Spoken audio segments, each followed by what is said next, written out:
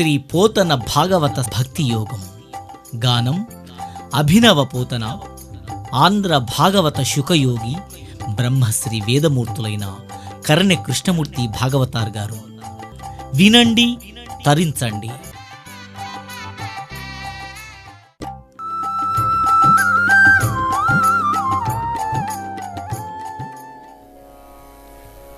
ఓం నమస్తుతే వ్యాస విశాల బుద్ధే పుల్లారవిందాయతపత్రనేత్ర ఏన త్వయా భారతతైలపూర్ణ ప్రజ్వాలితో పలికెడిది భాగవతమట పలికించు విపుడు రామభద్రుండట నే పలికిన భవహరమగునట పలికెద వేరుండుగాధ పలుకగనేలా. ఇప్పుడు నడిచేటువంటి వాడు వైవస్వత మనువు, ఏడవ మనువు. మహారాజా, సూర్యసావరణి అనేటువంటి వాడు 8వ మనువు అవుతాడు. మరి అటమీది కాలంలో వర్ణనందనుడైన దక్షసావరణి అనేటువంటి వాడు 9వ మనువు అవుతాడు. మరి వచ్చే కాలంలో ధర్మసావరణి అనేటువంటి వాడు 11వ మనువు అవుతాడు. భవిష్యత్ కాలంలో భద్రసావరణి అనేటువంటి వాడు 12వ మనువు అవుతాడు. దేవసావరణి అనేటువంటి వాడు 13వ మనువు అవుతాడు. ఇంద్రసావరణి అనేటువంటి వాడు 14వ మనువు అవుతాడు. అయ్యా రాజా, 8వ మన్వంతరంలో సూర్యసావరణి మన్వంతరంలో కూడా దానవుడైన బలిచక్రవర్తి దగ్గరికి వెళ్ళి త్రిభువన సామ్రాజ్యాన్ని 3 అడుగుల భూమిని పంతో అని దానం అడిగి మొత్తం దేవేంద్రుడికి ఇస్తాడయ్యా రాజా అనగానే అప్పుడు పరీక్షిత్ అన్నాడు, మునీంద్ర గురుదేవా ఒక్క నిమిషం. ఏమిటి మహారాజా? విష్ణుమూర్తి వామన రూపంతో బలిచక్రవర్తి దగ్గర వెళ్ళడమా? ఆహా, ఏం ఆశ్చర్యం! బలినంబారు అనేత్రుడు ఏమి కొరకై పాదత్రయం వేడే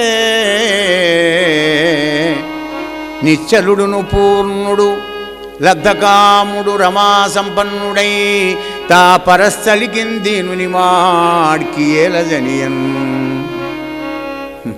తప్పేమియుం లేక నిష్కలుషుం బంధనమేల చేసే దినం కౌతూహలం బయ్యడిన్ బలిని అంబోరుడనెత్రుడు ఏమి కొరకై పాదత్రయం వేడే.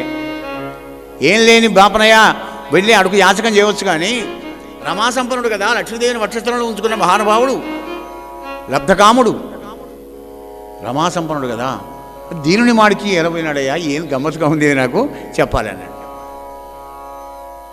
రాజా నేను చెప్తున్నాను, ఎప్పుడైతే దానవులందరికీ అమృతం దొరకలేదో వీళ్ళందరూ కలిసి పాపం యుద్ధానికి వెళ్ళిపోతే బలిచక్రవర్తి ఓడిపోయినాడు. పాపం వచ్చి శుక్రాచార్యుల శిష్యుడై పెద్ద యజ్ఞం చేశాడు, విశ్వజిత్తి యాగం అనేటువంటి యాగం. అగ్నిహోత్రుడు మంచి గుర్రాలు, శిరశరాసనాలు, కవచాలు అన్నీ కూడా ఇచ్చి మంచి తేజస్సు కలిగించేట్టుగా చేసినాడు. వాళ్ళందరినీ దానవులందరూ కూడా తీసుకొని స్వర్గానికి బయలుదేరి వెళ్ళాడు యొక్క బలిచక్రవర్తి. మరి దేవేంద్రుడు చూసి వాడికి భయపడి అమ్మో అమ్మో నిన్నగాక మొన్న నాతో ఓడిపోయిన ఈ మూర్ఖుడు ఇప్పుడు వచ్చాడే, మరి ఎలా వీడిని జయించాలని గురువుగారి దగ్గరికి వచ్చాడు. కార్యకాల నిదర్శి అయిన బృహస్పతి దగ్గరికి వచ్చి, గురుదేవా ఏమిటిది? వినవయ్య దేవేంద్ర వీనికి సంపద బ్రహ్మవాదులైన భృగుప్రవరు అర్తిరిచ్చిరు సుమ్మా బ్రహ్మతేజంబు గెలువని వశముగాదు. బ్రహ్మజ్ఞాన సముడైన శుక్రాచార్యుల యొక్క ఆశీస్సుతో విశ్వజిత్ యాగం చేసి తేజవంతులు ఎదుగుతున్నాడు బలిచక్రవర్తి. ఇప్పుడు నువ్వు కానీ నేను కానీ మనం ఎవరం కూడా గెలవలేం. సమయం వచ్చేదాకా తలకాయ దాచుకో, ఒక భగవంతుడు తప్ప నన్ను ఎవరు గెలవలేరు. ఇంకేముంది, దేవతలందరూ అష్టదిక్పాలకులందరూ కాంశీకులు అడవిలో పోయి ఆకులలాలు తింటూ ఉన్నారు. త్రిభువన సామ్రాజ్యం పరిపాలిస్తున్నాడు బలిచక్రవర్తి స్వర్గాన్ని. మరి ఇంకేముంది, పాపం దేవతల తల్లి అదితి మాత ఏడ్చి భర్త దగ్గరికి వెళ్ళింది. అప్పుడు కశ్యపనామది పయోవ్రతం అనేటువంటి ఒక వ్రతాన్ని ఉపదేశం చేసి మంత్రాన్ని ఇచ్చాడు, నారాయణ మంత్రాన్ని. పాల్గొన శుద్ధ ప్రతిపద మొదలుకొని ద్వాదశి పర్యంతంబు అదితి మాత వ్రతమును మూలించిన. భర్త చెప్పిన ప్రకారంగా నియమనిష్టలు అనుసరించుకుంటూ ప్రతిపద నుంచి ద్వాదశి దాకా చేసిందండి. ద్వాదశి నాడు పరమాత్మ ప్రత్యక్షమైనాడు. శంఖచక్ర గదా పద్మాలు ధరించాడు పరమాత్ముడు. కన్నుల్లో ఆనంద బాష్పాలు గారుతున్నాయి అదితి మాతకు. ముందర నిలబడ్డాడు స్వామి. చూపులు శ్రీపతి మీద రూపం మీద ఉంచి ఆ అందాన్నంత తాగి దేంతో తాగుతాడు జీవుడు? కళ్ళతోనే తాగింది. అందాన్ని కళ్ళతోనే తాగుతాం కదా. శ్రీహరి యజ్ఞేశ విశ్వంబరాచ్యుత శ్రవణ మంగళనామధేయ లోకస్వరూప ఆపన్న భక్తజనార్చి విఖండన దీనలోకాధార తీర్థపాద. ఈశ్వర పురుషోత్తమ, ఆయువు, దేహం, అనుపమ లక్ష్మి, వసుధ, రాజ్యం, త్రివర్గం ఇవన్నీ ఇవ్వడానికి దాతవు నువ్వే కదా పరంధామ. పద్మాక్ష, దేవతలకు నిలయమైనటువంటి ఒక అమరావతిని దానవులు వచ్చి మరి ఆక్రమించి పరిపాలిస్తున్నారు. నా కొడుకులు పాపం అరణ్యవాసం చేస్తున్నారు పరమాత్మ అన్నది అది ఇటు మాట. పురుషోత్తమ, ఎండ కన్నెరుగని ఇంద్రునీలాలు పలుపంచలన్నేడు జాలివడియే. అత్త అంటే అలా ఉండాలండి. అత్తా కూడా ఏ విధంగా ఉండాలో కూడా చెప్తుంది భాగవతం. చెప్పంది లేదు, భాగవతంలో లేనిది లేదు, ప్రతి రహస్యం ఉంటుంది. నా కొడుకు కష్టం వచ్చిందని చెప్పుకుంటలేదు ఇక్కడ నా కోడలు. ఎండ అంటే ఎలా ఉంటుందో తెలియదు నా కోడలకు, శశిదేవికి.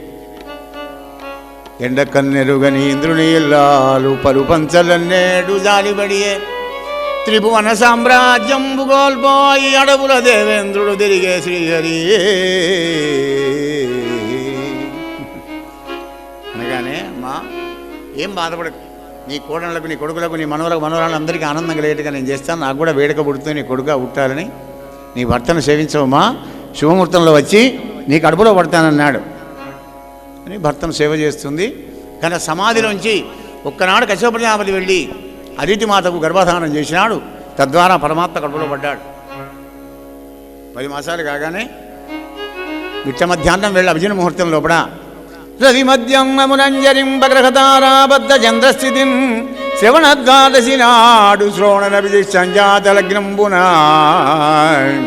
భువనాధీశుడు పుట్టే వామనగతిన్. ఎవరికి? పుణ్యవ్రతోపేతగున్ దివిజాధీశ్వరు మాతగున్ పరమపాతివ్రత్య విఖ్యాతగున్ పుట్టే.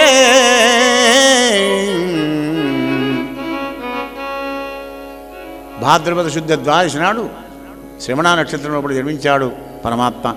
అయ్యా, ఆ పిల్లవాడిని చూసి ఆనందపడిపోయింది అదితి మాత. ఈ పిల్లవాడిని నా గర్భంలో నేను ఎలా మూసే ఇన్నాళ్ళు అని ఆశ్చర్యపడిందట. వెంటనే సామాన్య పిల్లవాడై ముందర అంబాడుతుంటే కొడుకుని ఎత్తుకొని ఆనందపడింది అదితి మాత. ఏడాది 2/21 నాడు నామకరణం చేశారు వామనమూర్తి అని. 5 ఏళ్ళు వచ్చాయి. సప్తఋషులందరూ కూడా వచ్చి ఉపనయనం చేశారు. అందరూ వాళ్ళకు దోచినటువంటి ఒక భిక్షలు పెట్టుకున్నారు. అప్పుడు భిక్షాపత్రికనిచ్చెను యక్షేషుడు వామనునకు అక్షయమనుచు. అక్షయపాత్ర, అది భిక్షాపాత్రగా అవుతుంది. కుబేరుడు ఇచ్చాడండి భిక్షాపాత్రిక వామనమూర్తికి. భిక్షాపాత్రికనిచ్చెను యక్షేషుడు వామనునకు అక్షయమనుచున్ సాక్షాత్కరించి పెట్టెను భిక్షునకు భవాని పూర్ణ భిక్ష నరేంద్ర. భిక్షాపాత్రిక కుబేరుడు ఇచ్చాడు. అమ్మవారు పార్వతీదేవి అక్షయం అనుకుంటూ భిక్ష పెట్టిందట. అందుకే మనం భిక్ష ఎత్తుకుంటే ఇస్తుంటాడు మనకు అక్షయ పాత్రలోంచి. అది ఒడవదు ఎప్పుడు కూడా. ఇంకే అప్పటి నుండి బ్రాహ్మడికి అగ్నిహోత్రం ఉంటుందండి వెంబడి. అరణి అంటారు దాన్ని. కిందో కట్టె మీదో కట్టె మధ్యలో అగ్ని.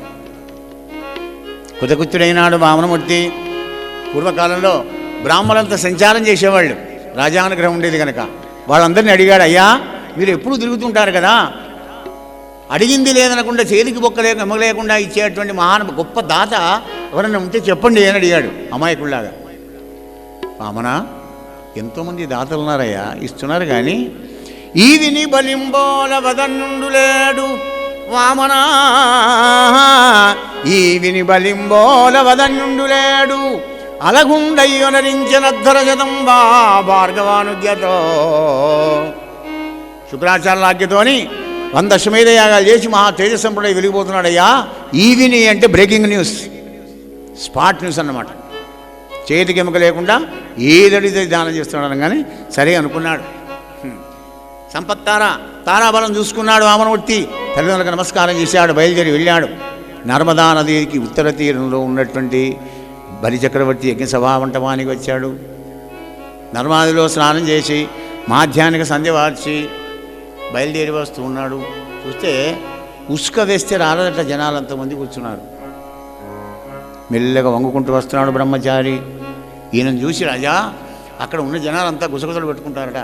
శంభుండో హరియో పయోజ భవుడో చండంశుడో వహినియో దంభాకరత వచ్చగా కధరణింధత్రీసురుండు ఎవడీ శుంభద్యోతనుడు ఎవడీ మనోజ్ఞతనుడంచు సంభాషించిరి బ్రహ్మచారిని గణిత సభ్యులు రహస్యంబుగా శంభుండో హరియో పయోజ భవుడో వహినియో గుసగుసలు పెట్టుకుంటారట. చూడే ఎవరే ఏం బ్రహ్మ తేజస్సది. అలా బయలుదేరి అందరిని దాటుకుంటూ వెళుతున్నాడు. ఘన చెప్పేవాళ్ళ దగ్గర ఘన చెప్తున్నాడు, జట చెప్పేవారికి జట చెప్తున్నాడు, సామవేదం చెప్పేవాళ్ళకి సామవేదం, ఎదుర్వేదం వాళ్ళకి ఎదుర్వేదం, ఋగ్వేదం వాళ్ళకి ఋగ్వేదం, అన్ని వేదాలు నావే అన్నట్టుగా వంగుకుంటూ వస్తున్నాడు. ఎలా వస్తున్నాడు మరి? వెరచుచు వంగుచు వ్రాలుచు వెరచుచు వంగుచు వ్రాలుచు గుబురులకు జనుచు హరిహరి అనుచు మరుగుచు నురుగుచు దిరదిర గురుమట్ట పొట్టి వడుగు కొంత నడించే వెరచుచు వంగుచు వ్రాలుచు నరిమురి గుబురులకు జనుచు హరిహరి అనుచు మరుగుచు ఉలుకుచు దిరదిర గురు మట్టి పొట్టి వడుగు ఆహా కొంత నటించే. మీకు అర్థమేటగా చెప్పాలంటే మారుమూల పల్లెటూరులో ఉన్న బ్రాహ్మడు పాపం ఎన్నడు హైదరాబాద్ చూడనాడు సుల్తానాబాద్లో ఓటే పరిస్థితి ఎలా ఉంటుందో గట్ట ఉన్నదండి. డబల్ డక్కు బస్సులు, హార్లు, మంది వచ్చుడు పోకడం, ఆ జనాలకు అమ్ము అమ్ము అంటున్నాడు, అడుగుతున్నాడు, నటిస్తున్నాడు, అంతా నటన సూత్రధారి కదా. ఇంకేముంది, వెడివెడి నడకలు నడుచుకుంటూ అందరూ లైన్ ఇచ్చినారు. పాపం బయలుదేరి వెళ్ళాడు. బలిచక్రవర్తి దగ్గరికి వచ్చాడు. ఇతడే దానవ చక్రవర్తి, సురలోకాన్ని గెలిచి ఇంద్ర పదవిని చేపట్టిన వీరాది వీరుడు, అనేక యజ్ఞాది క్రతువులు చేసిన పుణ్యాత్ముడు, అనేక దానాలు చేసినటువంటి మహాదాత. సత్యంలో కానీ కరుణలో కానీ ధర్మంలో కానీ ఇతడే సాటి, ఇతడే దానవ చక్రవర్తి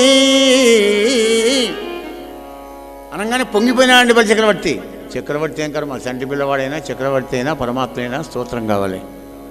స్తోత్రప్రియ స్తుతిమతి, అమ్మకైనా అయ్యకైనా చక్రవర్తికైనా స్తోత్రం కావాలి. ఆహా, ఇంతమంది బ్రాహ్మణులు వచ్చారు కానీ ఇలా నన్ను ఎవడు స్తోత్రం చేయలేదని మహదానందపడ్డాడు చక్రవర్తి. అని అక్కడ కుశలు పవిత్రుడు అక్షంతలు ఉంటే విదేశీ మీద వేశాడు. స్వస్తి స్వస్తి జగత్రయీ భువన శాసనకర్తకు స్వస్తి, హసమత్ర విధ్వస్త నిలింప భర్తకు స్వస్తి, ఉదార బల వ్యవహర్తకు సస్సి, మునీంద్ర సుత మంగళాధర విధాన విహర్తకు నిర్జరీ గళన్యస్త సువర్ణ సూత్ర పరిహర్తకు దానవలోక భర్తకు స్వస్తి. పరమార్థం ఉందండి. ఏమిటయ్యా అంటే ఎదుటివాడు నమస్కారం చేయకముందు బ్రాహ్మణుడు ఆశీర్వాదం చేయకూడదు. చేస్తే వాడికి ఏం లేకుండా నాశనం అయిపోతాడు. మరి ఏం లేకుండా చేయడానికైనా వచ్చాడు కదా. అందుకే అప్పుడే అత్యంత పోలీసు మీద వారి స్వస్తి అని ఆశీర్వచనం చేశాడు. కానీ భగవంతుని నోట్లో స్వస్తి అని వచ్చింది కనుక మంగళప్రదం శుభమే ఇట్లా చివరికి బలిచక్రవర్తికి. అలా ముందర నిలబడి ఉన్నటువంటి వామనమూర్తిని చూసి ఆహా 4 వేదాలు మానవ రూపంలో వచ్చేవాని మహదానందపడ్డాడు. పడి రా పడగా రమ్మన్నాడు. కాళ్ళు గడిగాడు. పరీక్ష మహారాజా, మరి బ్రహ్మ గడిగిన పాదాన్ని బ్రహ్మదేవుడు ఎలా చల్లుకున్నాడో, ఆ తర్వాత శివుడు ఎలా జటాజుటంలో గంగను దాల్చుకున్నాడో, అదేవిధంగా వడుగు యొక్క కాళ్ళు గడిగి బలిచక్రవర్తి మీద చల్లుకున్నాడయా గంగాజలాన్ని. చల్లుకొని వడుగా ఎవరి వాడవు ఎవ్వడవు సంవాసస్థలం వెయ్యది, ఇయడకున్ నీవరుదెంచుటన్ సఫలమయ్యన్ వంశమున్ జన్మమున్ కడుధన్యత్వుడనైతి నీ మఖము, నీ మఖము యోగ్యం వయ్యే నా కోరికల్ గడతేరెన్, సుహుతంబులయ్యే శికులున్ కళ్యాణమి కాలమున్ వడుగా ఎవరి వాడవెవ్వడవు. తండ్రి పేరేమిటి, ఎక్కడ ఉంటావు నాయన, నీ పేరేమిటి, నువ్వు రావడంతోనే నా యజ్ఞం, నా రాజ్యం, నా జన్మం ధన్యమైపోయింది నాయన. చెప్పి ఏం కావాలో కోరుకో.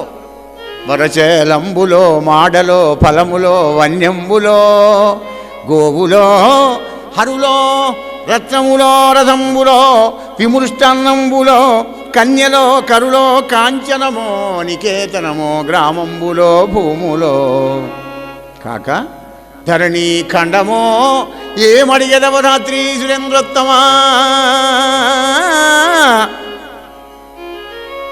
ఏం చెప్పినవే కావాలని ఏం లేదు, నీ ఇష్టం వచ్చింది కోరుకో. ముసి నవ్వుల్లో అవుతున్నాడు వామనమూర్తి.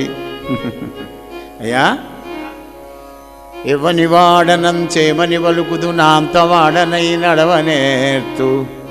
దానవేంద్ర అది నేర్తు ఇది నేర్తు అని ఎలా చెప్పంగా నేర్పులన్నీ నేనే నేర్తు.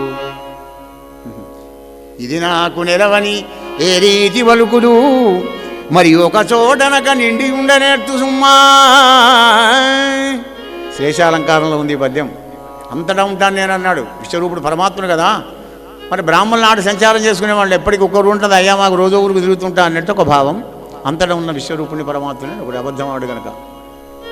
రాజా ఒరులు గారు నాకు ఒరులకు నేనవుదు ఒంటివాడ చుట్టమొకడు లేడు సిరియు తొల్లిగలదు చెప్పెదనాటంకి సుజనులందు తరచు చొచ్చిందు. మస్తుండే నాకు ఏదో పరిస్థితి మంచిలేదు కనుక వచ్చేప్పుడు నేను ఎక్కడ ఉంటాను తెలుసునా, తరచు సుజనులందు వచ్చింది. సౌజన్యంతో సాధువై ఎవడైతే భక్తుడే ఉంటాడో అగో వాణి లోపడే పరమాత్మ ఉన్నాడు ఆల్రెడీ. ఇంకా వానికి నీడలా విన్నట్టు ఉంటాడనమాట. దైవ కృప వాణి మీద ఉంటుంది. ఆ విధంగా చెప్పినాడు వామనమూర్తి అని చెప్పి, మీ తాత ముత్తాతలు కూడా ఆహా ఎంత గొప్ప వాళ్ళు అందరూ. మీ ముత్తాత ఉన్నాడు చూసినామా, అమ్మ హిరణ్యకశిపుడు భగవంతుడే గడగలాడిచ్చారా బాబు. ఇంకో మీ తాత ఉన్నాడు ప్రహ్లాదుడు, వాడు పరమ భాగవతోత్తముడు. నువ్వు మాత్రం సామాన్యుడువా. వీడిని అయ్యను, వీడి తాతను, వీడి ముత్తాతను పొగిడేవరకు ఇంకా సందు లేకుండా ఉబ్బిపోయినాడు బలి చక్రవర్తి. ఇంకేముంది రాజా. ఒంటివాడ నాకు 1-2 అడుగుల మేరయుమ్ము సొమ్ము మేరయుల్లా కోరికెదీర బ్రహ్మకు కడి ముట్టెదా దాన కుతుక సాంద్ర దానవేంద్ర. ఒంటరిగాని బ్రహ్మచారిని అయ్యా, 3 బిడ్డ జాగేచ్చక అమ్మ నేను ఆనందం కూర్చొని అనుష్ఠానం చేసుకుంటానయ్యా అన్నాడు వామనమూర్తి. అంటే అప్పుడు అన్నాడు, పసిబాలుడవు నీకు అడగ కూడా రాదయ్యా, నవఖండాల్లో ఖండం అడుగుతావు అనుకున్నా, అందమైన స్త్రీలను అడుగుతాం అనుకున్న, గుర్రాలో, ఏనుగులో, రథాల్లో, విమృష్టాన్నములో ఏవేమి అడుగుతా అంటే పసిబాలు ఉండవు నే రవీవడుగా నీ పాలి భాగ్యంబుగాక అసురేంద్రుండు పదత్రయంబి అల్పంబురి అనేర్చునా. చంటి పిల్లవాడివి నీకు అడగడం కూడా చేత కాదు బాబు, నేను ఇస్తాను, నేను ఘనంగా సత్కారం చేస్తానన్నాడు. అంటే ఇప్పుడు వామనమూర్తి అన్నాడు, అయ్యా సంతోషంగా లేని వాడిని నువ్వేం సంతోషపడతావయ్యా. వ్యాప్తిం బొందక భగవక ప్రాప్తం బగులేశమైన 10,000 తృప్తింజందని మనుజుడు సప్తద్వీపములనైన చక్కంబడునే. నువ్వెంత ఇచ్చినా కానీ ఆశాపాశముత అక్కడ నిడుపులేదంతంబు రాజేంద్ర. అసంతుష్ట ద్విజో నష్ట. సంతోషం లేని బ్రాహ్మడికి ఎప్పుడు నష్టమే అవుతుంటుంది. సంతోషుడి జగముల పూజ్యుండు కనుక నువ్వు ఏరిచ్చినా నాకు ఆనందం లేదనుకుని 3 అడుగులు అన్నాడు. ఇలా సంభాషణ జరుగుతుంటే శుక్రాచార్యుడు విషయాడు, రే రాజా ఇలా రమ్మన్నాడు. ధనుజేంద్ర ఏందేందో వాహన సారస్యం చేస్తున్నావు, ఎవరనుకుంటున్నావు. విష్ణుమూర్తి దేవేంద్రుడి కొరకై వామన రూపంలో, అడుగు రూపంలో వచ్చి నీ త్రిభువన సామ్రాజ్యాన్ని 3 అడుగులతో తీసుకొని పోతాడు. ఇస్తా అని చెప్పి ఇవ్వకుండా నరకానికి పోతాననుకుంటున్నావా. సకల శాస్త్రాలు నాకు తెలుసురా బాబు, ఆపద్ధనం చెప్తున్నా వినమన్నాడు శుక్రాచార్యుల వారు.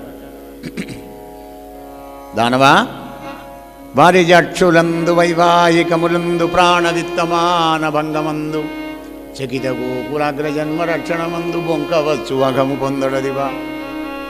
ఇక పాపం రాకుండా నేను చూసుకుంటా, విడిచిపెట్టు, అవన్నీ నేను చూసుకుంటానన్నాడు గురువుగారు. అంటే అప్పుడు అన్నాడు కదా, హే గురుదేవా, కులాన్ని రాజ్యాన్ని నిలుపుకోవడానికని ఇంత ముందు నాకు అది కోరుకున్నా ఇది కోరుకున్నామని ఆ బ్రాహ్మణ్ణి అని ఇప్పుడు నీ మాట మీద ఇస్తాను అనుకో, కానీ మీరు చెప్పిందే కదా గురుదేవా, ఎట్టి దుష్కర్మునైననే భరింతుగాని సత్యహీనుని మోవజాలదనుచూ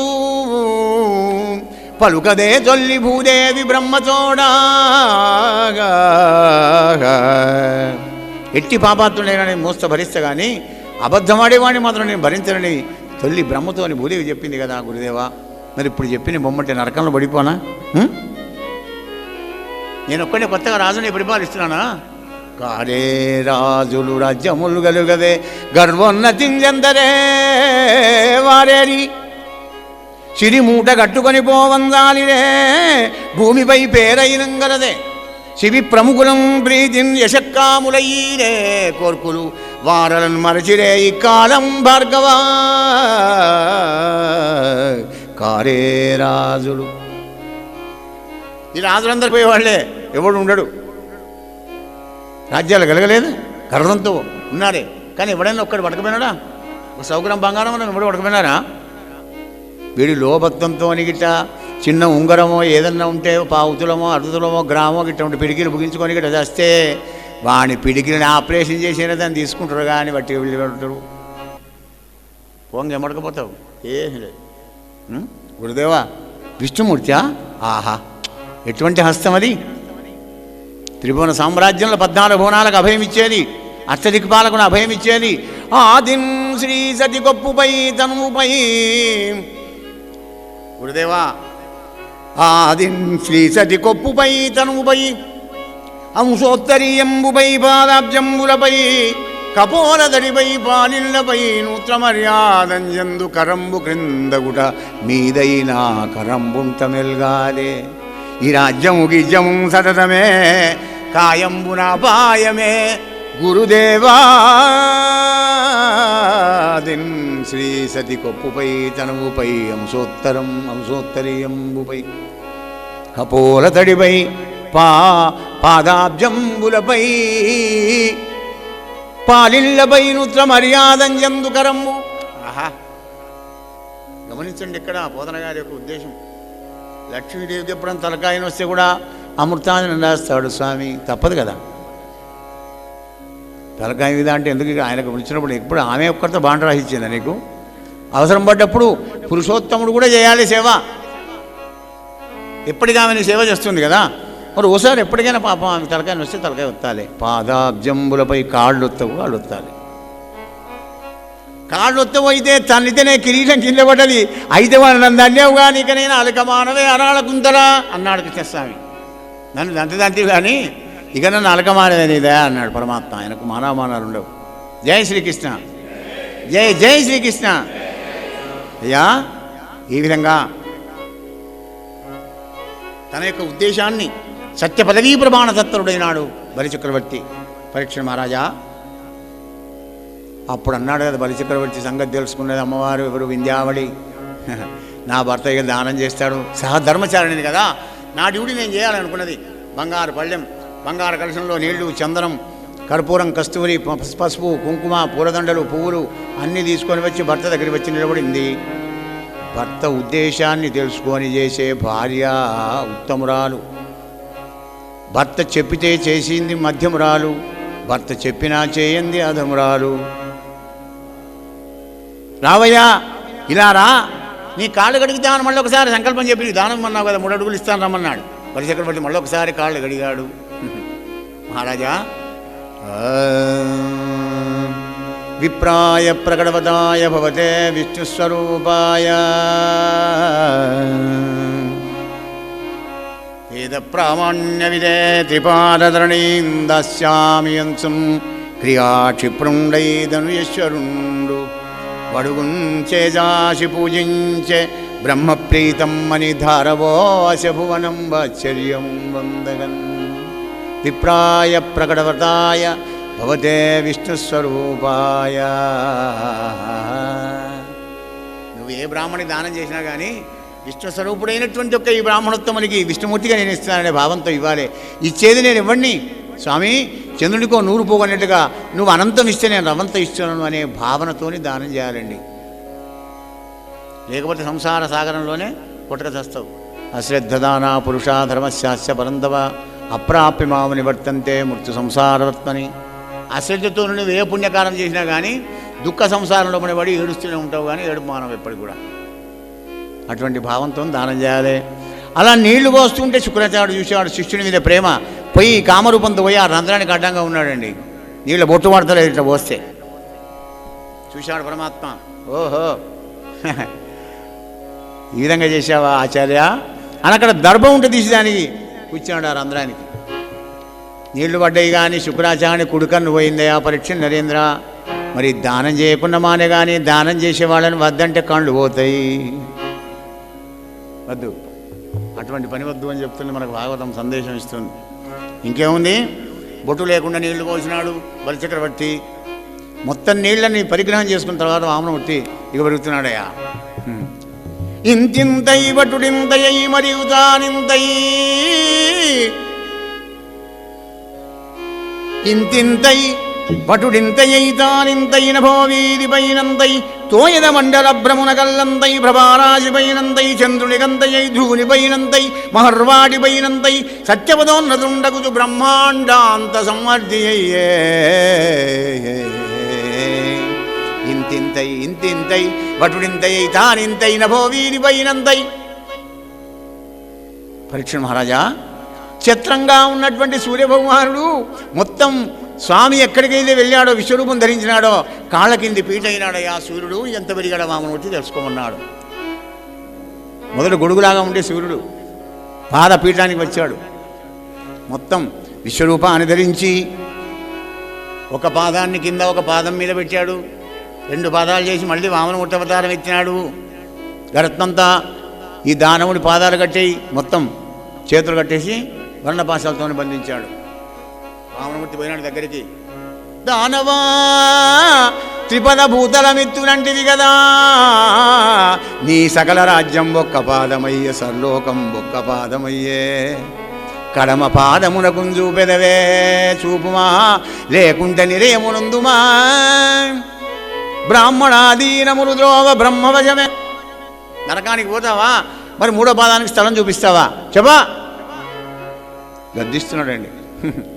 నవ్వాడు బలిచక్రవర్తి. పురుషోత్తమ, తల్లిదండ్రులు అన్నదమ్ములు చెలికాండ్రు గురువులు శిక్ష వేస్తే కొరతపడుతుందా స్వామి? నేను అబద్ధం ఆడాలా? నో, అబద్ధం ఆడను. శ్రీహరి శ్రూతం బెగాని సూనృతం బెగాని సుడియదు నా జిహ్వ బొంకజాల, నాకు బొంకు లేదు. నీ తృతీయ పదము నా శిరమున నెలవు చేసి పెట్టు నిర్మలాత్మ. అబద్ధం ఆడ నేను. నీ 3వ పాదం నా నెత్తిన పెట్టు. ఏముందని నీతో అబద్ధం ఆడమంటారు ఇక్కడ చెప్పు? శాశ్వతం ఏమైనా ఉందా? నీతో అబద్ధం ఆడి నేనేదో సుఖపడదామని కాదు సుమా. శ్రీహరి చెలియే మృత్యువు, చెలియే మృత్యువు చుట్టమేయముడు సంసేవార్థులే కింకరుల్. శిలలంజేసెన బ్రహ్మతన్ను దృఢమే జీవంబునో చెల్లదే. చలితంబౌట ఎదుంగరీ కపట సంసారంబు నిక్కంబుగా దలచుడు. సత్యదాన కరుణా ధర్మాది నిర్ముక్తుడై. చక్కటి కొటేషన్ అండి. చెలియే మృత్యువు. నీ స్నేహితురాలా మృత్యుదేవత? చుట్టమా? నీకు ఏమదనం రాదు? నీ మేనమా కొడుక? సంసేవార్థులే కింకరుల్. యమకింకరులు పోంగా నీ పాదాలు ఎత్తుకొని తీసుకుపోతారా నాయన? శిలలంజేసన బ్రహ్మతన్ను బండ చేసి వచ్చాడా నేను ఇక్కడ? చెలితంబవుట ఎరుంగరీ కపట సంసారంబు నిక్కంబుగ దలచున్మూఢుడు. దేనికి దూరమై? సత్య దాన కరుణా ధర్మాది నిర్ముక్తుడై. కానీ నేను ఈ 4కి దూరం గాను శ్రీహరి. నేను అబద్ధం ఆడనేడా? మరి పోనీ ఈ సంసారంలో ఏమైనా ఆనందం ఉన్నదో నీతో అబద్ధం ఆడమంటావా? చుట్టాలు దొంగలు సుతులు రుణస్థులు కాంతలు సంసార కారణములు. అగో చుట్టాలు దొంగలు అంటారు, జాగ్రత్త అండి. ఎప్పుడన్నా చుట్టం మన ఇంటికి వచ్చి మన ఇంట్లో లేకుండా పక్క ఇంటి నుంచి బూస్ట్ తీసుకొచ్చి పాలలో చిక్కడి పాలలో కలిపి వానికి ఇవ్వకపోతే బయటికి పోయినాక నేను జెండా ఎక్కిస్తాడు ఆనకకు. ఏమున్నది వారి ఇంటికి పోతే నేను చానీళ్ళు కూడా పోయలేదు. ఏందో అమృతమైనట్టే అది వీనికి. అందుకే చుట్టాలతో జాగ్రత్తగా ఉండాలి. దొంగలతో ఎంత జాగ్రత్తగా ఉంటావో చుట్టాలతో జాగ్రత్త. సుతులు రుణస్థులు మనం బాయకుంటే వాడికి పంపుడు ఆన్లైన్లో. మరి వాడే మనకు బాయకుంటే 20 ఏళ్ళకి అమెరికాకు పోయి $100 మనకు పంపిస్తుంటే మనం సంతకాలు పెట్టి మనం తీసుకున్నాడు. వాడు మనకు బాయకుంటే మనం తీసుకుంటాం, మనం బాయకుంటే వాడికి ఇస్తాం. కాంతలు సంసార కారణములు. ఇగో ఈ 3 జ్ఞాపకం పెట్టుకుంటే భాగవతం నిన్న ఫలమే మీకు చాలు. వీటిని మనకు జ్ఞాపకం వచ్చినప్పుడల్లా, సమస్య వచ్చినప్పుడల్లా ఈ 3 వస్తే అయిపోయి. చుట్టాలు ఏదన్నా అన్నారు అనుకో, పోనీ అయ్యగారు చెప్పాడు కదా భాగవతం, చుట్టాలు దొంగలు పోని లెట్. జీవితంలో అన్వయం భాగవతాన్ని చేసుకున్నప్పుడు మనకు ఆనందం అండి. వేదాంతం వేరు, మన జీవనం వేరు అనుకోకూడదు ఎప్పుడు కూడా. జీవితంలోనే వేదాంతం ఉండాలి. ఉన్నప్పుడే మనం అద్వైతం. వేదాంతంలో పడతాం మనం. ఏడు చేసి ఏం పోనా తలరాత బాగలేక ఇంకోడన్నప్పుడు ఏం పని, మళ్ళీ వేదాంతంలో పడింది వీడు బతకడు. ఎప్పటికైనా వచ్చుడే 4 గంటలు ఏడ్చినా కానీ మళ్ళీ నారాయణ పోనీ నా రాత అనుకుంటాడు, ఊరుకుంటాడు అంతే. జై శ్రీకృష్ణ, జై జై శ్రీకృష్ణ. అయ్యా తాతలోకం తీయగానే ప్రహ్లాడు వచ్చాడు అక్కడికి. ప్రహ్లాడు వచ్చి చూశాడు, ఆహా పురుషోత్తమా మంచి పని చేశావు. నీ పాద భక్తుడికి ఈ ఇంద్ర పదవి, చంద్ర పదవి, బ్రహ్మ పదవి, పదవులు ఎందుకయ్యా? పదవి వస్తే కన్నులు కనరావు, చెవులు వినరావు. స్వామి మంచి పని చేసావు అన్నాడు. తాత ఇట్లనగానే వింధ్యావళికి బలిచక్రవర్తి భార్య కోపం వచ్చింది. అరే తాతను తంగిళ్ళ భార్య వినిచని రోగం పుట్టింది గిట్లా అంటాడు నా మాయనను అని ధైర్యం తెచ్చుకొని కరెక్ట్ సవరించుకొని విష్ణుమూర్తి దగ్గరికి వచ్చింది. శ్రీహరి శ్రీహరి కాదనడు, పొమ్మనడు, లేదనడు, ఇయరాదనడు, జగత్రయైక రాజ్యమునిచ్చన్ నాదైతుని ఘటనేటికి శ్రీదయిత చిత్తచోర శ్రితమందారా. కాదనడు, పొమ్మనడు, లేదనడు, ఇయరాదనడు. నా భర్త కాని మాట ఏమైనా చేశాడా? నువ్వు అడిగింది ఇచ్చాడే. తిరుమల సామ్రాజ్యం అడిగా ఇచ్చాడు కదా, మరి ఎందుకు బంధించావు వర్ణభాషాలతో? నీ అమ్మవారిని వక్షేత్రంలో పెట్టుకున్నావే, నా నుండి నా భర్తను ఎందుకు దూరం చేశావు? గట్టిగా అడిగింది. పతివ్రతం అతిలకం కదా, సహధర్మచారిణి వింధ్యావళి. అప్పుడు బ్రహ్మకు ధైర్యం వచ్చింది. పురుషోత్తమ నీ పేరు చెప్పి తులసీదళంతో నీళ్లు విడిచి కృష్ణార్పణం అంటే వాడికి మోక్షాన్ని ఇస్తావే. ప్రత్యక్షంగా వచ్చి దానం అడిగినటువంటి నీకు దానం చేసినటువంటి ఒక ఈ గొప్ప ప్రదాతకు దృఢపాశబంధనం తగునాముకుందా అన్నాడు బ్రహ్మ. అబ్బో వీడిది పైరవి బాగానే అవుతుంది అనుకున్నాడు పరమాత్ముడు. అమ్మ వింధ్యావళి, నాయన ప్రహ్లాద, హే బ్రహ్మదేవా, నేనెవ్వని కరుణింపని చయించిదినో వాణి అఖిల విత్తంబునే నభరింతు సుమ్మా. చూసారా, ఎవరి మీద నాకు అనుగ్రహ బుద్ధి ఎప్పుడుతుందో వాడికి ఏమీ లేకుండా చేసి పారేస్తా అన్నాడు. ఊరిని పీడపాడుగా ఇదే. అయితే మేము విష్ణు సాధన చదివేద్దాం మరి అని నేను భయపడకండి. అది చివరి పరమాత్మని సంపూర్ణమైన కృప ఎవరి మీద పడితే వానికి ఏం లేకుండా చేస్తే ఏం చేస్తాడు వాడు?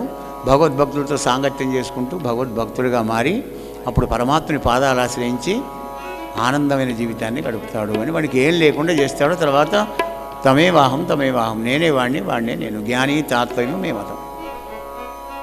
అందుకే కష్టం అని చెప్పి నియమనిష్టలు ఎక్కువ ఉంటాయని చెప్పి సత్వగుణంతో పరిపాలించేవాడు కనుక కానీ విష్ణుమూర్తి దగ్గరికి ఎవరు వెళ్ళరు అనమాట.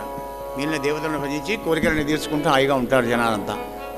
పరీక్ష మహారాజా అప్పుడు అన్నాడు ప్రహ్లాదంతో, నాయన ప్రహ్లాద, సుతరాన్ని తీసుకొని వెళ్ళి నీ మనవణ్ణి సావర్ణి మనోవేళలో వీడిని దేవేంద్రుడు చేస్తాను. అప్పటిదాకా వీడిని పాతాళలోకంలో సుతలంలో ఉంచుకొని ఉండరు ఆయన.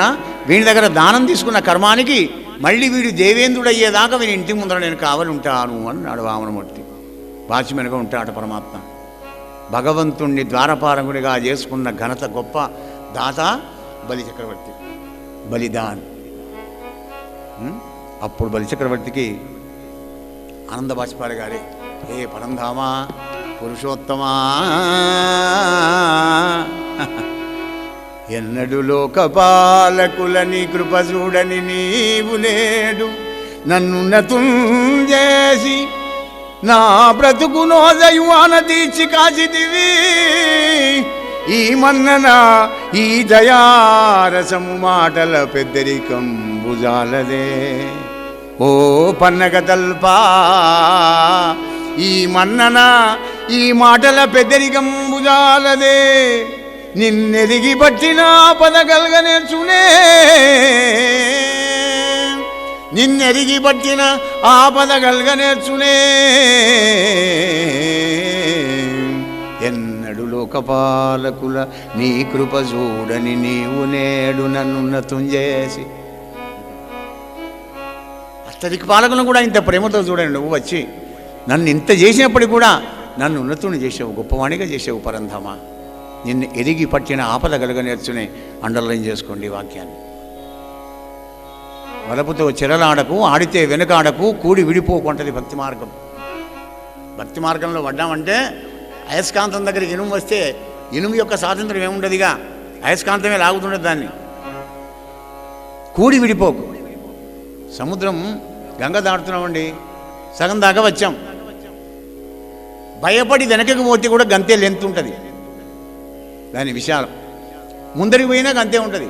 భయపడి నువ్వు వెనకకు పోయినా గంతే, ముందరికి పోయినా గంతే. కనుక ముందరికే వెళ్ళు కానీ వెనకంజ వేయకురా నాయన అని చెప్తుంది భాగవతం. మరి సంసార సముద్రం దాటాలంటే ఈత కావాలి. ఈత రాకపోతే దండికే. ఎన్ని విద్యలు ఉన్నప్పటికీ కూడా ఈత అనే విద్య నీకు రాకపోతే మాత్రం నీ జీవితంలో అడిగే. ఒక ప్రజ్ఞాశాలి అయినటువంటి మహానుభావుడు, పండితుడు, గొప్ప పండితుడు, సకల శాస్త్ర పారంగతుడే. గంగావరం ఎవడో పెళ్లికి పిలిస్తే మన దగ్గర 10,000 మాట్లాడుకున్నాడు, అడ్వాన్స్ వాడు ఇచ్చిపోయినాడు. శ్రావణ మాసం గంగా ఒడ్డు పట్టుకొని వాడుతుంది. ఏమైనా నాయన పడబడి రారంటే, అయ్యా ఇంకో 4 వస్తే అస్తమాంచనం అని వాడు అంటాడు. అది ఇప్పుడు ఎవరు వస్తారా, వర్షం పడేట్టుకు ఉన్నాను, అప్పయ్యపురా నేను లగ్నానికి పెళ్లికి ముహూర్తానికి పోవాలి అంటాడు. అయ్యా మరి 4 భాషలు నువ్వు ఇస్తే నేను తీసుకుపోతా. పీడపాడు కానీ మరి వీడికో 40-50 మొత్తం పోనాక లగ్నం ఎత్తిపోలేదు. 10,000 పడవలో కూర్చున్నాడు. టాలెంట్ కదా అయ్యగారు పాపం. అయ్యగారు కూర్చోమన్నాడు. పోతుంది పడవ గడిచింది. కొద్దిగా మూగానే ఒరే బెస్ట్ కూడా అయ్యా బాంచను. మరి నువ్వేమైనా జ్యోతిష్ శాస్త్రం గడి చదివినావురా? అయ్యో బాంచను, నాకు జ్యోతిష్ శాస్త్రం ఏమి వస్తుంది అయ్యా, పడవ నడుపుకుంటే ఏదో 4 ఆడు సంపాదించుకుంటాను, నాకేం వస్తుంది పడవ. వ్యర్థుడా, నీ జీవితంలో 100 సంవత్సరాల్లో 25 సంవత్సరాలు వ్యర్థమైపోయినాయి. పోరా పోని బాంచను ఏం చేస్తాను నేను, ఏ నా రాతే కాసండి అన్నాడు బెస్తాడు. మరి కొంత దూరం పోయింది పడవ. అరే బెస్తోడా అయ్యా బాంచను, ఏమన్నా మీమాంస విద్య చదువుకున్నావురా? అయ్యా చేపల మాంసం తప్ప నాకు మీమాంసం మా మాంసం ఎద్దిరదయ్యా అని దండం పెడతా. అరే నీ జన్మం పాడుగాను, 50 సంవత్సరాలు నీ వ్యర్థమైపోయినాయిరా. పోనీ బాంచను, మా బతికే కసండుది కదా. కొంత దూరం పోయినాక ఇంకో పవల మందం అయితే గంగ దాడుతుంది. అరే బెస్తోడా అయ్యా బాంచను, మరి ఏమైనా తర్కం వచ్చినా? అయ్యా నాకు తుర్కం రాదు నీ బాంచను నాకేమో. 75 సంవత్సరాలు వ్యర్థమైపోయినాయిరా అనగానే పెద్ద కయ్య వచ్చిందండి. సుడి తిరుగుతున్నది అక్కడ. అప్పుడు బెస్తోడు అన్నాడు, అయ్యా నాకు ఇంకా 20 సంవత్సరాలు ఉన్నది కానీ మరి నీకు ఈత విద్య వచ్చునా? నాకు ఏ విద్యలు రావు బాంచను కానీ మరి నీకు ఈత విద్య వచ్చునా? అయ్యి కొడుకు నాకు గది రాదురా. ఇవన్నీ వస్తాయి కానీ గది రాకపోతే నీ 100 సంవత్సరాలు బుడిగ్గే. నువ్వు గంగ దాటడానికి ఈత రావాలి కానీ జ్యోతిష్ శాస్త్రాలు తర్కం మీమాంసలు ఎందుకు ఏడ్చవారేనా అవన్నీ?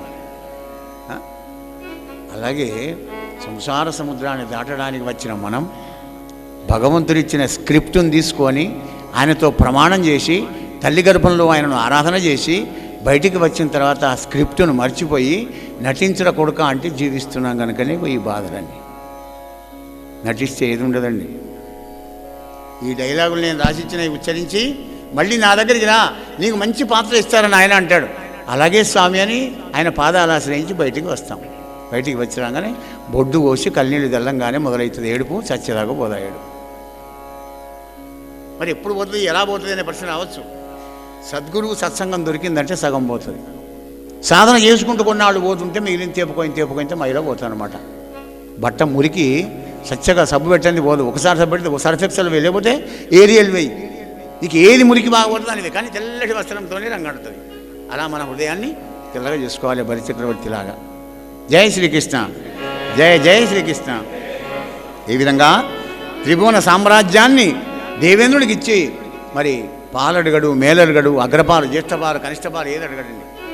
అవి అటువంటి తమ్ముడు ఉండాలయ్యా పరీక్షణ్ మహారాజా అని చెప్పి అప్పుడు అంటున్నాడు పరీక్షిత్తోని, మత్స్యావతారం ఎత్తి వేదాలు బ్రహ్మకిచ్చాడని చెప్పావు కదా మహానుభావ. అవునయ్యా నేను పోయిన మన్వంతరం లోపల కల్పాంత వేళ్ళ ద్రవిడ దేశాన్ని పరిపాలిస్తున్నాడు సత్యవ్రత మహారాజు. ఆ మహానుభావుడు ఒక పుణ్యనదీ తీరం లోపల సూర్యునికి అరిగి ప్రదానం ఇస్తే ఒక చేప పిల్ల చేతిలోకి వచ్చింది, నీళ్ళలో విడిచాడు. విడవంగానే మానవ భాషలో కూడా ఆ చేపపిల్ల అన్నది, అయ్యా మహారాజా పాటు వచ్చిన జ్ఞాతి ఘాతులు పాపజాతి శంభులే, పాటు వచ్చిన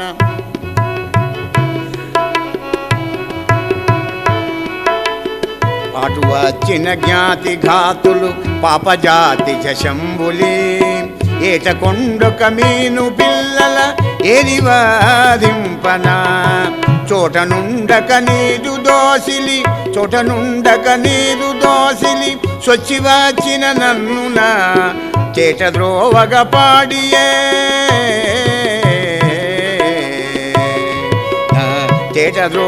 పాడియే, కృపయించలేక దయానిధి,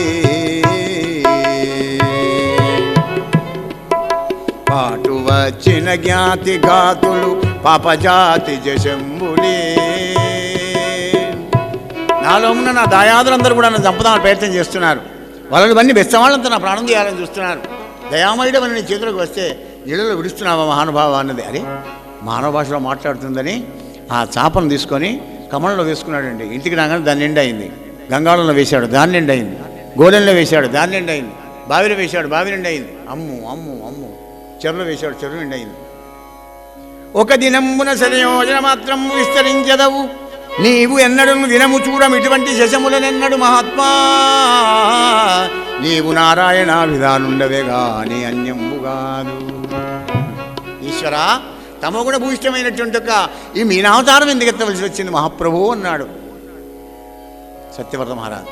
నాయన రాజా, ఇవాళకి 7వ నాడు అంత జలమయమైపోతుంది బాబు.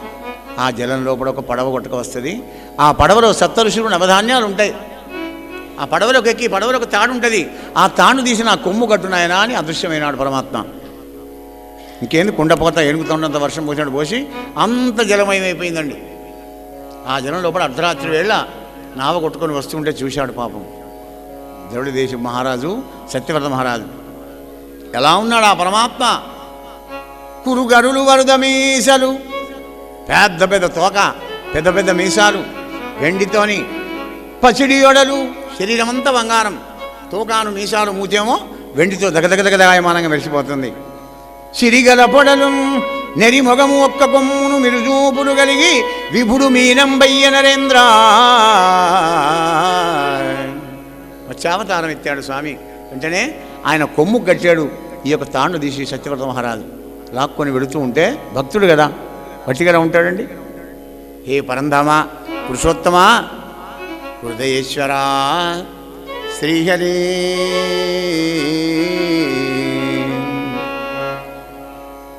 హే పరంధామ నారాయణ, కంటికి రెప్పలా కాపాడే నిన్ను విడిచి లోకానికి బద్ధమైపోతారు కదా ఈ జనాలంతా అంటున్నాడు సత్యవ్రత మహారాజు. చెలివై చుట్టమవై మనస్థితుడవై చిన్మూర్తివై వలనై కోరికెళ్ళ పంటవై విపుడవై వరచిల్లు నిన్నొల్లకే పలువెంటం బడులోకమక్కట వృధా బద్ధాశమైపోయడున్ నిలువన్నెర్చునే హేమరాజుగనియున్ నిర్భాగ్యుడంబశయా. చెలివై చుట్టమవై మనస్థితుడవై చిన్మూర్తివై ఆత్మవై వలనై కోరికెల పంటవై విపుడవై వర్తిల్లు నిన్నొల్లకే. 7 తీర్ల మనం రక్షిస్తున్నాడండి పరమాత్మ.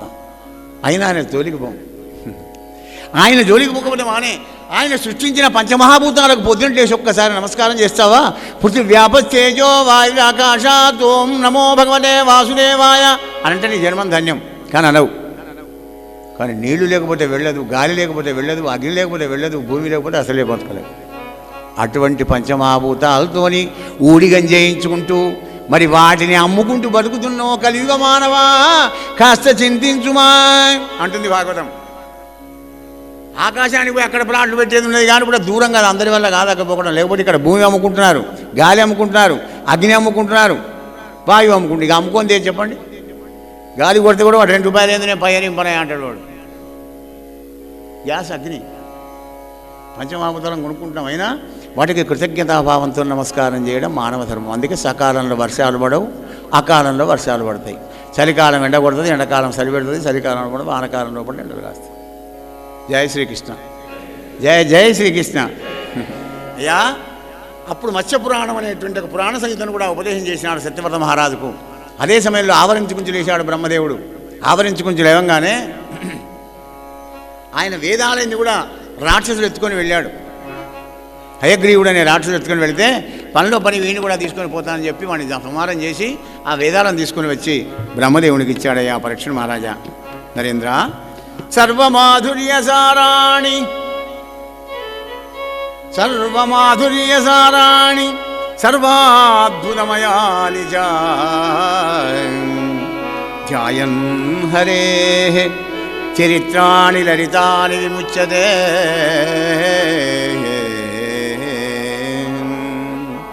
పరమ పవిత్రమైన మృదుమధురమైన మత్స్యావతార కథను ఎవడైతే వింటాడో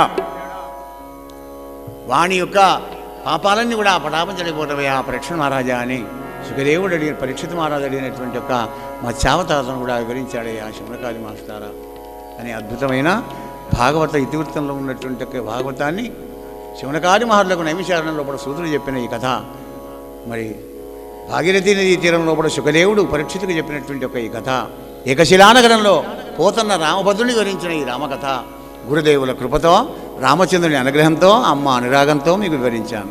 హరి ఓం తత్సత్. సర్వే జనా సుఖినో భవంతు. స్వస్తి ప్రజాభ్య పరిపాలయంతాం న్యాయేన మార్గేణ మహిం మహీష. గో బ్రాహ్మణేభ్య సోమస్తు.